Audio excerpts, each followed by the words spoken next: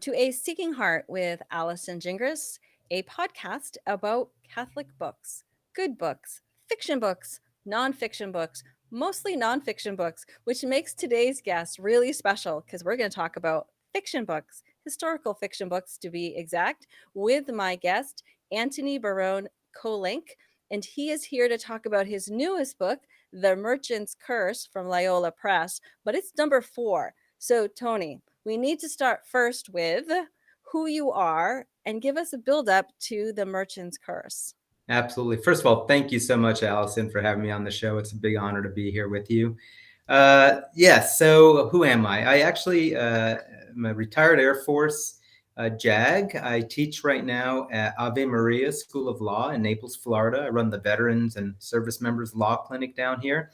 But my part-time gig, if you want to call it that, is a fiction author with Loyola Press. And I write for teens, and I've been writing a series for the last few years called The Harwood Mysteries. And it is historical fiction for kids ages 10 and up, good for both middle school or high school. Takes place in 12th century England. My main character is a boy, Zan. He's like a peasant boy who gets orphaned, and he winds up at a Benedictine abbey in the 12th century, kind of being raised by the monks.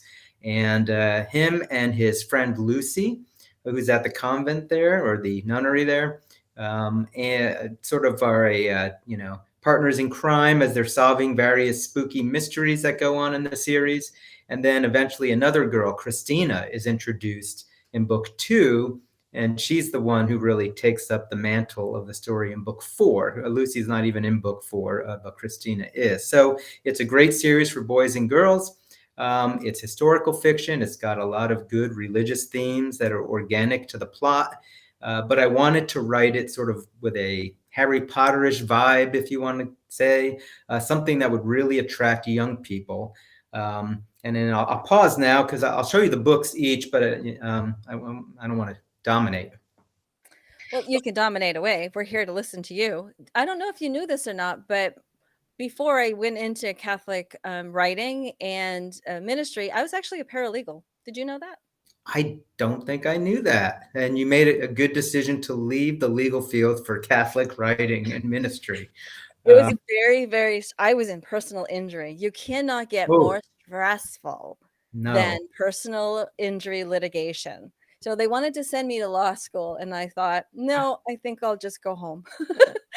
I actually ended up having a premature baby, and the Lord helped me make that decision. And then, anyway, I just didn't know we had that. I kind of knew we had that in common, but I didn't think you knew we had I that in common. didn't know. No, the Air Force sent me to law school, and so I was very blessed by that. And I've been teaching now for about a decade at a few different law schools, and I'm very stoked to be at Ave Maria, because it's a wonderful Catholic law school. Well, thank you for your service, first and foremost. Really appreciate all of our service men and women, our veterans. We wouldn't be here without you, let's be honest. So thank you for that. And that's a wonderful school that you are at. And I would like to talk now about, okay, let's start with historical fiction. So, what is the difference between regular fiction and historical fiction? Well, I mean, in some ways, maybe not a lot, because a lot of fiction is set in historical times. And in fact, although my books are historical fiction, they work really well with a curriculum like a social studies or religion curriculum for middle school or homeschoolers or something like that. Uh, they are probably lighter on the history and heavier on the fiction. But the sense is, I want my readers to get a sense of what it was like to live in 12th century England. There's a lot of cool stuff going on. It's between the second and third crusades. Monasticism, the influence of the Benedictines and other monastic orders on Western civilization is critical. So you've got the Crusades, you've got monasticism, you've got big events like the martyrdom of Thomas Becket that were just a few years before. So there's a lot going on in the world and things that we talk about in world history. So, and of course, feudalism, the whole idea that you'd have these peasants working the land for these feudal lords, and just how the whole medieval, economic system worked. And so, meanwhile, you've got these historical events that are going on. You've got just the historical setting, and so the books try to emphasize a little bit more of that. And I guess maybe I'll show you. So book one, Shadow in the Dark, you can see the cover does not look like historical fiction. This looks like, a mystery book for kids. And that's, kind of what it is. And so the history and the mystery sort of mix, but essentially in that book, Zan gets orphaned. He winds up at this Benedictine abbey. So you see what it was like to live as a peasant. You see how monastic life worked, with the monks and the nuns, and how they were copying the scriptures and copying the works of Western civilization. I mean, they basically saved, Western civilization's art, throughout the Middle Ages, or the Dark Ages especially. But there's also reforms that are being done because there was corruption in the Benedictine order. So you learn kind of all about that as Zan and Lucy are trying to figure out who this kind of mysterious shadow is that's on the abbey grounds. The kids think it's the Grim Reaper, and there's bandits that are attacking. So he's got to figure out all of these things that are going on. So it's like adventure, mystery with history. And really, it's a vocation story. The whole series is really a vocation story. It's what does God want me to do with my life? So like Lucy's going to have to make a big decision in book 3. Am I going to become a nun, or am I going to try to maybe, marry Zan perhaps? And Zan's sort of making a similar decision. Am I going to become a monk like Brother Andrew wants me to do? Or he finds out he has an uncle living in Lincoln, which is a few days away, and maybe he can go live with his uncle. And that's kind of what book 2 is, the Haunted Cathedral. You could see Zan and Lucy there. In the Haunted Cathedral, they go to Lincoln because Zan's before we jump into the haunted, I want to just jump back to your first book, because you showed me the cover, and it's covered in little stickers, which I know mean it's an award-winning book. And your books are out from Loyola Press. Can you tell us what awards your books have won? That's okay. So first of all, they all have the Catholic Writers Guild seal of approval. So that's the first big deal. Shadow in the Dark, I was flabbergasted. I was so thrilled when it came out. It won 6 awards. It won gold medals in like the Moonbeam Awards, Illumination Awards, the Association of Catholic Publishers, the Catholic Media Association. Wow. It won an IPBY, and it won like an International Book Award. Like it was like I was blown away at the reception of the awards. And so I was like, wow, this is great, but how am I ever going to live up to that again? But I'm glad to say, the Haunted Cathedral and the Fire of Eden also both won gold medals in different awards. They haven't won 6 gold medals, but and big news, you'll be the first to hear this. I can't say who it is, but there's about to be a big announcement because the first set of awards are coming out on book 4. And I learned that it won a gold medal also. So now they all have gold medals. So my wife will say, look, his head is exploding. It's getting so large. But I have to give the glory to God and, frankly, to Loyola Press, because they've put together such a great quality book. They gave me such great editors to work with me on this. And so, I can hardly take the credit for this, but I'm so glad that I'm getting it. Well, the only gold medal I have is in worrying, so I don't know how impressive that is, but I feel like an Olympian some days. That's amazing. Okay, so I interrupted you for the next book. It's called The Haunted Cathedral. Aren't these covers great? Loyola did all this. It's amazing. Beautiful. And if you're listening just the podcast, please go to Loyola Press. The author again is Anthony Barone Kolenc. And these are gorgeous. Of course, I'll have the links in all of our show notes. Right. You have to see the beauty of these. Yeah, they even have these great maps in the insets. They show you the cathedral. So they did a great job. But anyway, so the Haunted Cathedral, Zan and Lucy, they meet Christina in book 2 because they go to Lincoln. And the big mystery in here is, is this cathedral being haunted by the ghost of a little girl? Or not. And meanwhile, Zan is traveling with the bandit who basically killed his family. And he's trying to, the bandit is essentially seeking forgiveness from him, and Zan's not having any of that. So the book is really about forgiveness and what happens when you hold on to your anger and hatred against perhaps a deserving person, but really each book sort of explores a different kind of, vice, virtue, something.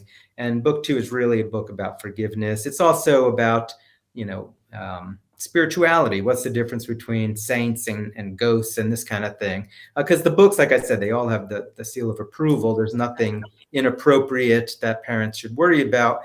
but don't tell your kids that because the storylines all have a lot of very kind of suspenseful, supernatural feeling to them.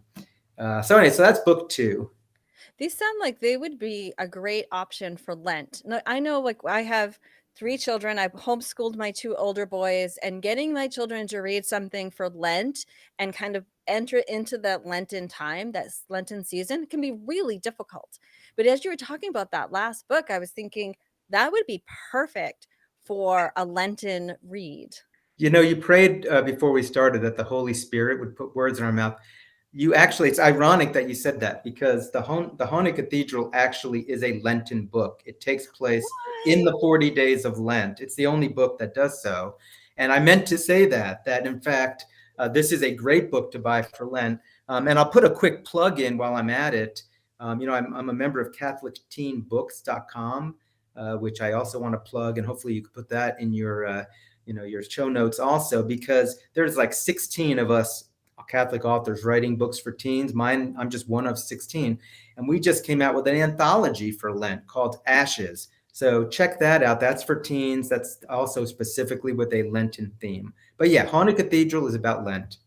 So Leslie Wall was my guest right before you last week, Yes. talking about Ashes. So I will make sure we get that link in there. But if you go to a Seeking Heart podcast on Podbean, you can find the interview with Leslie Wall talking all about that amazing anthology for Lent. So the Holy Spirit is totally at work. So, and I should say, by the way, that my story in Ashes is a story about Lucy. I wrote several short stories where I used Lucy as my main character. And so this is sort of some of Lucy's backstory. She kind of gets the limelight in my short stories. And so there's 2 of them with Catholic Teen Books where Lucy is the main character. One of them is in Ashes. So if you like Lucy, you'll want to get Ashes to read more about her. Book 3 is The Fire of Eden. And this one, the guy almost looks like Gandalf from The Lord of the Rings. I love what they did with this. And this is like a jewel thief book. Zan and Lucy, now they're back at the Abbey, and Brother Andrew is becoming a priest, and his family has this jewel because he comes from money, and the jewel gets stolen the day before his ordination. And so Zan and Lucy and some other folks have to try to figure out, who stole the jewel. Was it this kind of wizardy looking guy, the magician out, the evil magician out in the woods, or a corrupt monk, or who exactly did this? And book 3 is about pride. Zan actually kind of gets a little proud. And Lucy, as every good woman has to do, has to take him down a few notches because his head's getting a little too big. Because he had so much success solving mysteries in the first 2 books. So that's kind of the theme in book 3 is pride, and pride always comes before a fall, as Zan learns. Yes, it does. It's a scary place to be. So then we get to the one that just released in October, The Merchant's Curse. This one really looks scary. It probably is the scariest of the 4 because they're back in Lincoln now. Lucy is, don't tell your kids, Lucy's at the nunnery now, and Zan has gone to live with his uncle in Lincoln. And Zan and Christina encounter this witchy woman who, and actually you can see their faces here on the cover. They're kind of hiding, looking at her. And the issue here is whether she actually is a witch who actually curses somebody who's dying. Almost like the plot in the Stephen King book Thinner, this guy gets cursed by this witch, and Zan is trying to figure out, is this a real curse? Why is this guy dying? And this kind of thing. And him and Christina are and there's like a little flirtatious relationship between him and Christina, but she's actually with some other guy. So there's a little bit of sweet romance, if you want to call it that, going on in the background, and a lot of really cool historical things about King Henry's sons that were plotting against him. Zan kind of gets pulled into this conspiracy theory that one of the sons is plotting against the king. So there's that kind of cool stuff. And book 4 is actually about vanity. It's almost a case study on the book of Ecclesiastes, which is actually my favorite book in the Old Testament. In fact, it's filled with Ecclesiastes. The verses are in there, the dialogues coming out of the characters' mouths. All of the lessons of Ecclesiastes are essentially encapsulated in The Merchant's Curse. So if you're ever doing a Bible study on Ecclesiastes, you whip out The Merchant's Curse, and and you see how life is vain and how we really need to live for God, because all the other things that we might pursue in this life are not going to save us in the end. And that's what Zan and the different characters are sort of learning through the book. These are so amazing, Tony. You are such a talented writer. I know that we've discussed before that I do not read fiction. I really need to. And perhaps the best place for me to start would be with teen fiction because it's probably in and I think honestly something Leslie and I talked about to be very serious is that we call it teen fiction, we call it young adult fiction, but it's really good and it's adults can read this and they're not going to find it below them or boring. Like it is just really great writing. And I think that for people like me who perhaps look at adult fiction, which is usually like 700 pages, I don't have time for that. But I would like sometimes just get lost in a story. And as you're explaining your stories, I was getting lost. And I thought, I really want to know about these characters. And so you may have converted me to a The fiction moms and reader. dads who get these books, a lot of times, they always want to read. Usually it's like, I want to make sure what you give my kid is something Yes. good. And I get a lot of really like enthusiastic parents after they read these books. So they're really enthusiastic because they see that the books are really presenting good messages. And then the kids are enthusiastic because they're really kind of exciting, adventure-y, kind of, suspenseful. And I should say, if you're not a big reader, like I do a lot of driving, these books have audio books that Loyola has done with a wonderful English guy named Rafe Beckley. He does the narration for all four of the books. I'll tell you what, I thought I liked the books, but when I hear Rafe Beckley basically dramatize the books, I like them even more. Like I could listen to them and go, wow, that does sound good. How did he make it sound that good? So if you just have a commute or your kids are the type that won't read but they'll listen, the stories are really good, and they're only about 5 to 6 hours each on the audiobooks, and they're also on Audible. Uh, so As a previous special ed teacher, I can say that for children who struggle to read, when you have them read the book with the audio, it actually enhances their ability to comprehend because we learn in three different ways. But audio is one of the ways that children learn that maybe don't pick up things visually. So, just a little hint out there to parents whose children are struggling to read. That's wonderful that there's an audio available that they can use in conjunction with the book. So, good that's great. stuff. So, Tony, anything else you'd like to share before we end our time with you? Went by really fast. I know. No, just I'm really thankful for being here. I'm thankful to Loyola Press and to the folks at Catholic Teen Books and my colleagues at the Writers Guild. We're such a great community of writers, as you know. You gave an amazing talk at our last Writers Guild conference in Chicago, which I really enjoyed.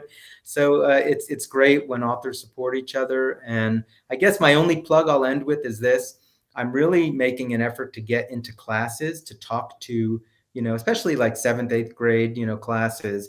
I did one in California recently where the teacher had assigned it as part of their religion curriculum. They were reading Shadow in the Dark, and I came in and gave a talk on the hero's journey, and it went over really well. And I think that's when you can engage with the class on these kinds of books, then they're going to be reading this a little bit as opposed to a lot of the other garbage that otherwise they will be doing with their free time. So if you're interested, if you're a teacher or a homeschooler and you're like, hey, I'd like to have this guy come talk to my class, go to my website, antonykolenc.com, and there's a request form in there. And I would love to come to your class live or in Zoom, but probably in Zoom. I live in Florida. Unless you're in Florida, then I'll come live.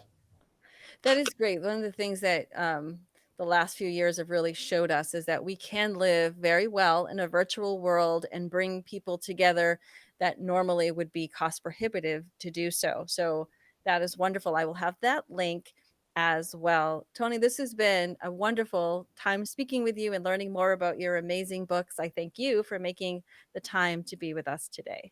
Thank you, and God bless you, and keep doing what you're doing. I love it. Thank you. We've been talking with Antony Barone Kolenc. His new book is The Merchant's Curse, out from Loyola Press. And you have been listening to A Seeking Heart with Allison Gingras.